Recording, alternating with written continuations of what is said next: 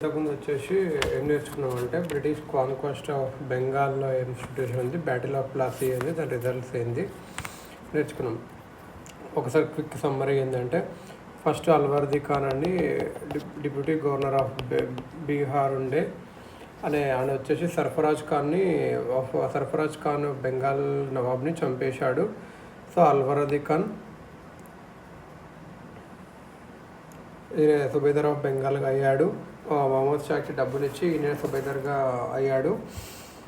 అప్పుడు మరాఠాస్ అటాక్ చేస్తే ఇంగ్లీష్ అది అడ్వాంటేజ్గా తీసుకొని నవాబ్ని చీట్ చేసి ఫోర్ట్ అటానికి చూశారు. కానీ అల్వర్ది ఖాన్ వాళ్ళ కర్ణాటకలో ఏం జరిగిందో చూసి ఆపడానికి ట్రై చేశాడు, కానీ చనిపోయాడు నా ఏజ్ వచ్చేసి. తర్వాత ఈయన గ్రాండ్ సన్ సిరాజ్ ఉద్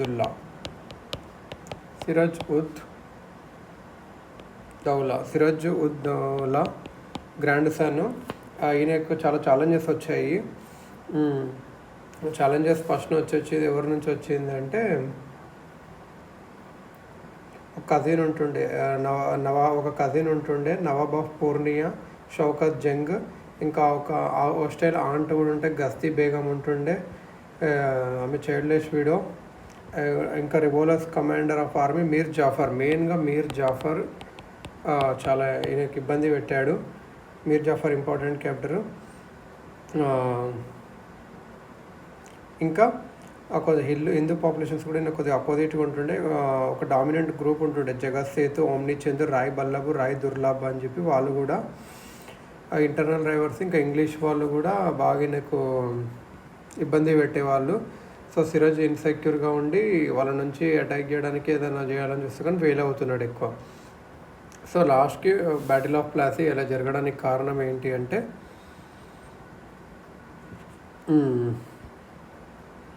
సో ఈయన వాళ్ళు కోల్కత్తాని ఫోర్టిఫై చేస్తూ నవాబ్ పర్మిషన్ అడగకుండా చేస్తుంటారు. సో ఇది ఇంకా సిరాజ్ ఉద్ దౌలా బ్లాక్ హోల్ ట్రాజెడీ ఉంటుంది, అది కూడా కారణమయ్యింది. సో బ్యాటిల్ ఏంటి అంటే, బ్రిటిషర్స్ ఇంకా మీర్ జాఫర్, ఇంకా జగత్ సేతు, రాయ్ దుర్లభ్, ఓమ్ని అండ్ వీళ్ళందరూ మీర్ జాఫర్కి ఏమైందంటే నిన్ను నవాబ్ చేస్తా అని చెప్పి బ్యాటిల్ జరగకముందే సో ఆల్మోస్ట్ డిఫీట్ అయ్యారు. డిఫీట్ అయిపోయాక బ్యాటిల్ ఆఫ్ ప్లాసీకి అయిపోయాక మీర్ జాఫర్ నవాబ్ అయ్యాడు. 24 పర్గనాస్ ఇంగ్లీష్లోకి వెళ్ళిపోయింది.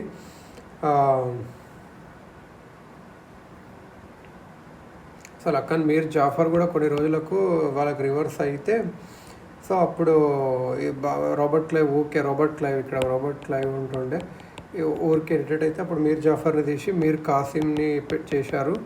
మీర్ కాసిమ్తో ఒక ట్రీటీ చేసుకున్నారు, ట్రీటీ ఆఫ్ 1760. దాని ప్రకారం దానికి చాలా కండిషన్స్ చాలా సివియర్గా ఉంటాయి. కాకపోతే మీర్ కాసిం అనేటానే ఒక తెలివైన ఆయన క్యాపిటల్ని చేంజ్ చేశాడు, ముంగేర్కి వెళ్ళాడు. ముర్షిదాబాద్ నుంచి బీహార్కి వెళ్ళిపోయాడు, దూరంగా ఉన్నాడు అని చెప్పి కొంచెం ఆర్మీని కూడా అట్లా చేశాడు. సో నెక్స్ట్ ఇప్పుడు బ్యాటిల్ ఆఫ్ ప్లాసీ అయిపోయింది. బ్యాటిల్ ఆఫ్ ప్లాసీ అందరూ ఏమంటారు, ఇండియాకు స్టార్ట్ అయింది. Next battle of బుక్సార్.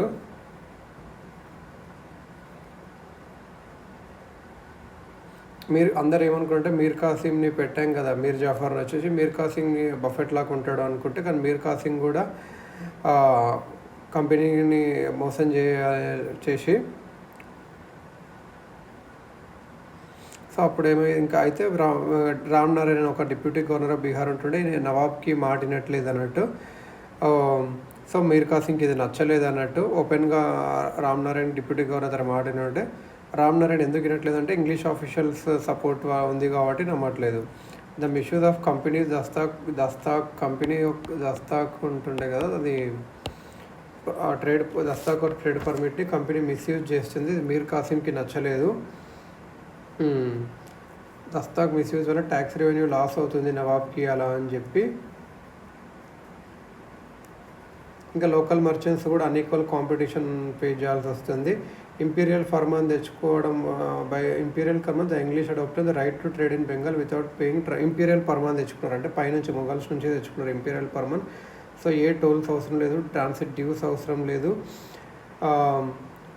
కాకపోతే సర్వెంట్స్ ఆఫ్ కంపెనీ కూడా కొంచెం వాళ్ళ ప్రైవేట్ ట్రేడ్కి కూడా దాన్ని వాడుకునే వాళ్ళు. సస్తా ఇండియన్ మర్చెంట్స్కి కూడా సస్తా కమిషన్కి దస్తాకి అమ్ముకునే వాళ్ళు, ఇలా కూడా చేసేవాళ్ళు. They used coercive methods to get goods at cheaper rates, అంటే బలవంతంగా గుడ్స్ చీపర్ రేట్స్ తెచ్చుకొని, ఆ డ్యూటీ ఫ్రీ ట్రేడ్ అయితే ఉంది కాబట్టి అట్లా తెచ్చుకొని, అట్లా మీర్ కాసిమ్కి కోపం వస్తే మీర్ కాసిమ్ ఏం చేశాడు, decided to abolish the duties all together. అందరికీ డ్యూటీస్ చేయాలనుకున్నాడు, కానీ ఆ డ్యూటీస్ అందరికి అబోలిష్ చేయాలనుకున్నాడు. కానీ బ్రిటిషర్స్ అందుకు ఒప్పుకోకపోతే ఇట్లా నవాబ్కి కంపెనీకి టస్సలు ఉంటుంటే, సో అలా మీర్ కాసిమ్కి ఇంకా ఇంగ్లీష్కి యుద్ధం స్టార్ట్ అయింది అన్నట్టు. English gained successive victories at Katwa, Murshidabad, Giria, స్కూటీ, ముంగేర్. ఇట్లా Mir Kasim fled to Awadh and formed a confederacy. అప్పుడు ఇంకా ఇట్లయితే లాస్ట్ చాలా యుద్ధాలు చేశారు, కానీ ఏది గెలవలేకపోతే మీర్ కాసిమ్ ఏం చేస్తాడు,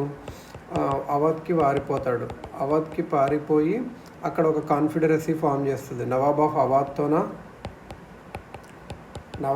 Awadh, Shujauddaula and Bengal emperor Shah Alam II.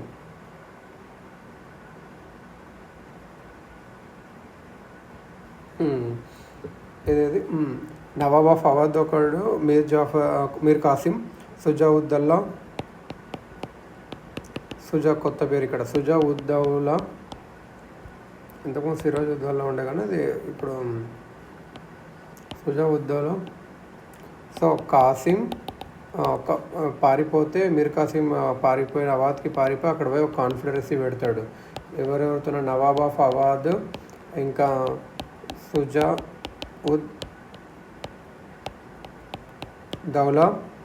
ఇంకా ముఘల్ ఎంపరర్ మెయిన్గా ఉంటాడు ఇక్కడ battle of Buxar, Mughal emperor Shah Alam II. ఇక ముఘల్ ఎంపరర్ రాకుండానే కొన్ని రోజులు ఉండేది, కానీ ముఘల్ ఎంపరర్ ఇక్కడ డిఫీట్ అవ్వడం వల్ల బ్రిటిషర్స్కి అడ్వాంటేజ్ అయింది. షా ఆలం II వీళ్ళు ఏం చేసుకుంటారు, బెంగాల్ మనం తీసేసుకోవాలి ఇంగ్లీష్లో నుంచి అట్లా అనుకున్నారు.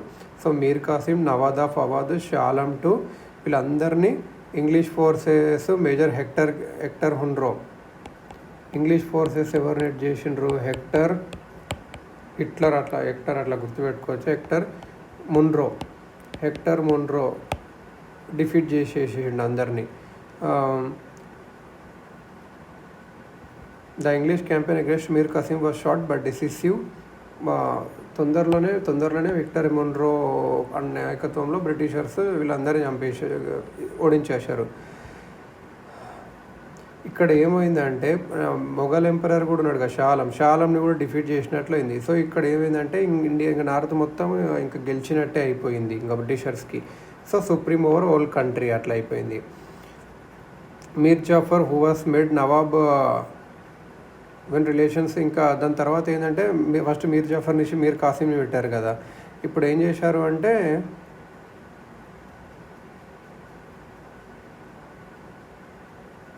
After the battle Mir Jafar who was made Nawab when relations between Mir Kasim నుంచి మళ్ళీ మీర్ జాఫర్ని పెట్టారు. సో అప్పుడు company agreed to hand over districts of Midnapore, Burdwan, Chittagong to English for మెయింటెనెన్స్కి ఇచ్చేశారు of their army. English were also permitted duty free trade in Bengal except for a duty of 2% on salt.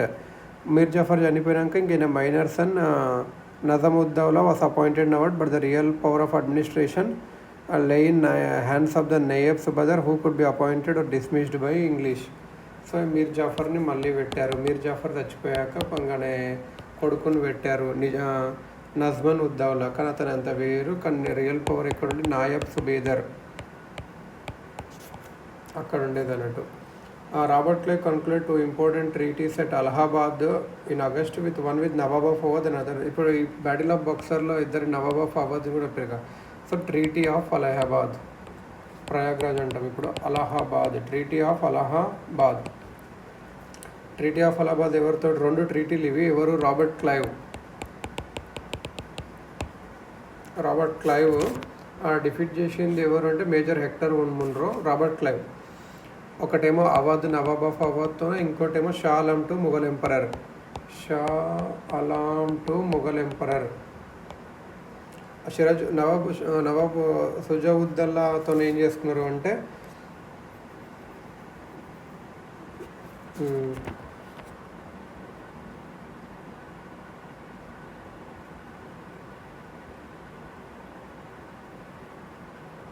Nawab of Awadh, Shujauddaula Nawab of Awadh. So Awadh ఒక నవాబు సుజావుద్దౌలాతో ఏం treaty చేసుకున్నారంటే treaty of Allahabad ప్రకారం అలహాబాద్ ఇంకా కారా Shah emperor Shah ఆలంకి ఇవ్వాలి. అలహాబాద్ ఇంకా కారా ఏమో షా ఆలంకి ఇవ్వాలి. 50 lakhs ఇవ్వాలి war indemnity. Give Balwant Singh Zamindar of Banaras full position of his estate. Zamindar of Banaras ఎవరు? బలవంత్ సింగ్కి అనే ఎస్టేట్ని ఇచ్చారు. బలవంత్ సింగ్ జమీందార్ ఆఫ్ బలవంత్ సింగ్ బనారస్. సో ఇలా ఇచ్చేశారు. షా ఆలం 2కి ఏం చేశారు? రెసిడెంట్ అలహాబాద్లో ఉండడానికి ఒప్పుకున్నాడు. To be ceded to him by Nawab of Awadh under company's ప్రొటెక్షన్లో ఉండడానికి అన్నాడు.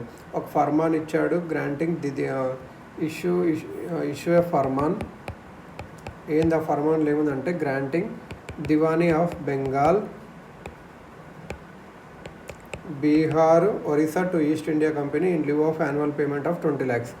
బెంగాల్, బీహార్, ఒరిస్సా ఈ 3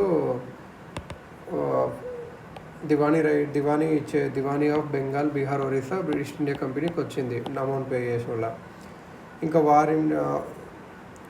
నిజామత్ ఇంకా ఒక 53 lakhs ఏమో కంపెనీకి ఇవ్వాలి. ఎందుకు? నిజామత్ ఫంక్షన్స్ చేసినందుకు. వాటర్ నిజామత్ ఫంక్షన్స్కి చేసినందుకు. Water Nizamat functions military defence కానీ, పోలీస్ స్టేషన్ కానీ, అడ్మినిస్ట్రేషన్ ఆఫ్ జస్టిస్ కానీ.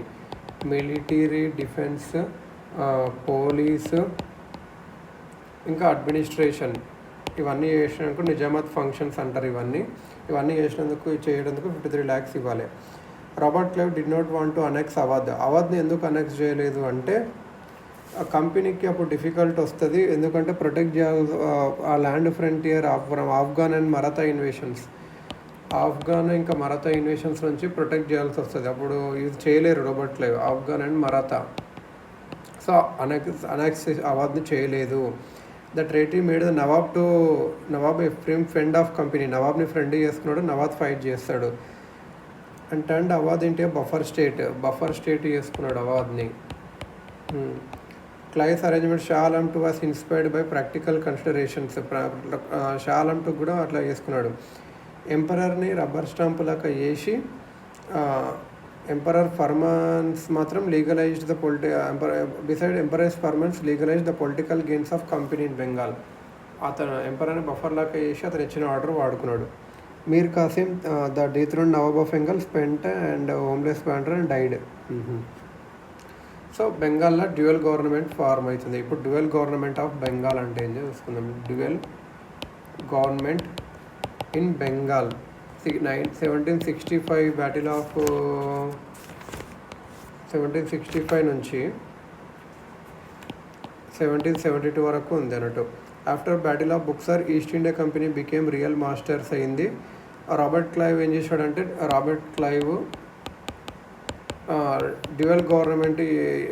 డ్యూయల్ సిస్టమ్ ఆఫ్ గవర్నమెంట్ చేశాడు. There is the company and the Nawab in Bengal. The company and the Nawab in Bengal, in which both the Diwani collecting revenues and Nijamat, that is collecting revenues and Nijamat police judicial functions came under the control of company. Revenues collect చేయడం కానీ, police కానీ, judicial కానీ, military కానీ company కిందికి వస్తుంది. ఆ కంపెనీకి అంతా దివానీ రైట్స్ ఉండేది as a diwan. Company exercised diwani rights as a diwan and nizamat rights through its right to nominate the deputy subedar. Company Diwani rights exercised Diwani rights as the Diwan and Nijamat rights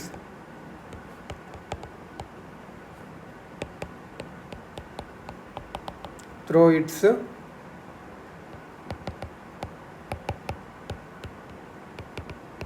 right to nominate Deputy Subedar.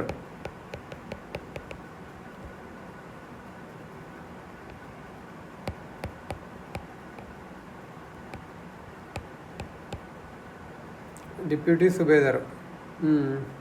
The company acquired the diwani functions from the emperor and nizamat functions from subedar of Bengal.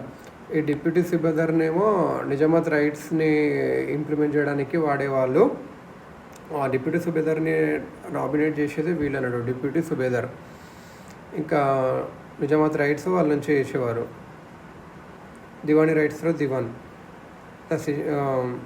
The company acquired the diwani functions from the emperor and nizamat functions from the subedar of Bengal.